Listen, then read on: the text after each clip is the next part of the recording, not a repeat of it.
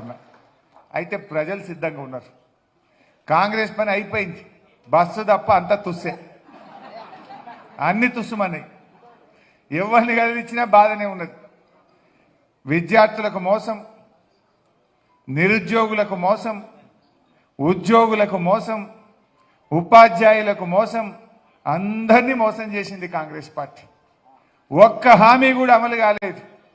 అబద్ధాలు చెప్పి మాయమాటలు చెప్పి 6 నెలలనే అభాస్పాలైపోయింది కాంగ్రెస్ పార్టీ. మీరు పోయి కలవండి, ఎవరిని కదిలిచ్చినా కాంగ్రెస్ని తిడతా ఉన్నారు. ఏం చెప్పిండ్రు విద్యార్థులకు? 5 లక్షల భరోసా కార్డు ఇస్తామన్నారు. బాండ్ పేపర్ మీద రాసిచ్చిండ్రు. 100 రోజుల్లో 6 గ్యారంటీలు అమలు చేస్తామన్నారు. 100 పోయి 180 రోజులకు వచ్చింది. అయినా గ్యారంటీలు అమలు పత్తలేదు.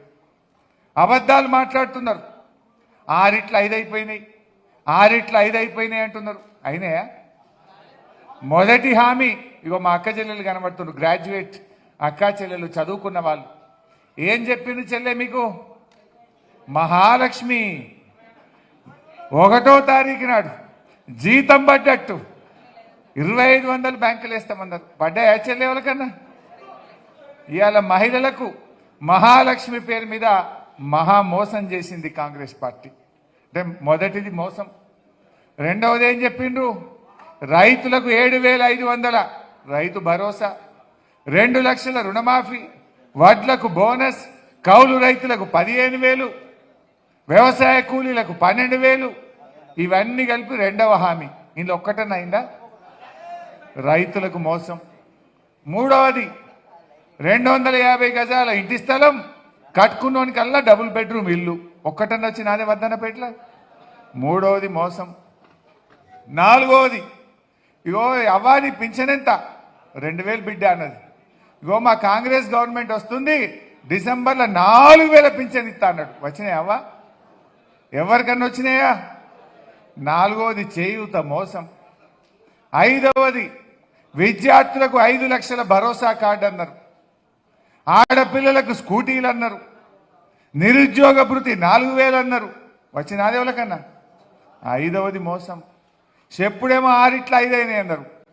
6 ఒకటే అయింది, అది సగం, అది బస్సు తుస్సు, అన్ని తుస్సే. ఆ బస్సు కూడా రోజు కింద లోపల పోతుంది, దానికి పైసలు కట్టలేదు. అది 4 రోజులు అయితే బయటపడుతుంది. అంటే ఇలా అన్ని వర్గాలను మోసం చేసింది కాంగ్రెస్ పార్టీ. ముఖ్యంగా విద్యార్థులు, నిరుద్యోగులు, ఉద్యోగులు, ఉపాధ్యాయులు.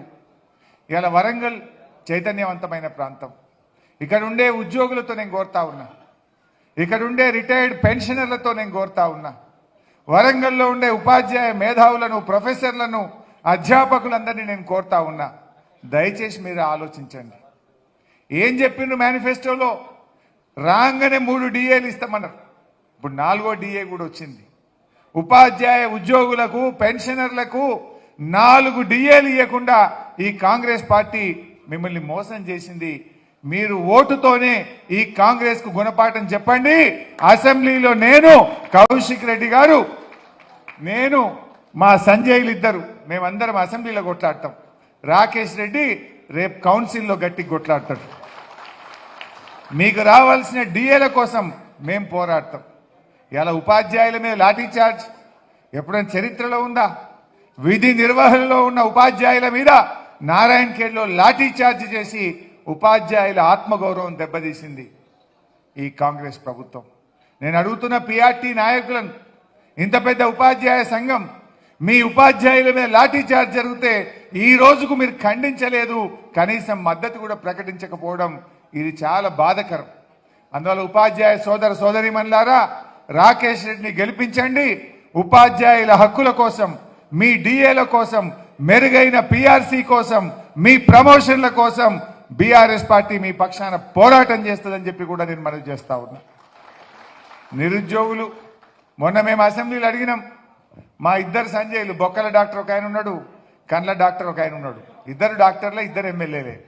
వాళ్ళని ఎట్లా విలువాలో పరిశాన్ అయింది. కండ్ల డాక్టర్, బొక్కల డాక్టర్ అంటే తొందరగా గుర్తుపడతాం. కానీ ఇద్దరు ఇప్పటికి కూడా చేసేస్తారు. ఎప్పుడైనా గంట టైం దొరికితే ఆయన రోజు పొద్దుగాల పోయి కండ్ల డాక్టర్ 4గురికి కంటి ఆపరేషన్ చేస్తాడు. ఈ బొక్కల డాక్టర్ పోయి 2 బొక్కలు అతికిచ్చేస్తాడు. ఇద్దరు సంజయ్లే, బాగా పనిచేస్తారు. అయితే మొన్న అసెంబ్లీలో అడిగినాం, ఏమైంది నిరుద్యోగ భృతి అని అడిగినాం.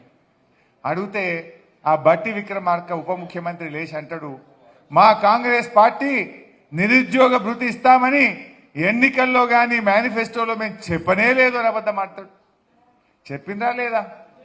మేనిఫెస్టోలో చెప్పిండ్రు, ప్రతి ఊర్లో మీటింగ్లో చెప్పిండ్రు. మేము రాగానే 4,000 భృతి ఇస్తామన్నారు.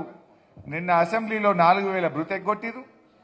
ఇవాళనేమో క్యాబినెట్ మీటింగ్లో వాటిలకు బోనస్ ఎగ్గొట్టిండ్రు. మీరందరూ మేధావులు, విద్యావంతులు. ఇది ఎట్లా ఉన్నది కాంగ్రెస్ వాళ్ళ నీతి అంటే, నేను పొద్దున జగిత్యాలకు పోయినా. జగిత్యాల జిల్లాలో కొడిమేల మండలం పూడూరు గ్రామానికి పోయిన పొద్దున ఇవాళ. ఆడ వడ్ల కొనుగోలు కేంద్రానికి పోయినా. ఆడ మేము తడిసిన వడ్లు కొంటాం, చివరి గింజ దాకా కొంటాం, అన్ని కొంటాం అంటారు. ఆడ పాపం తడిసిపోయి మొలకలు ఎత్తుతా ఉన్నాయి రైతులు.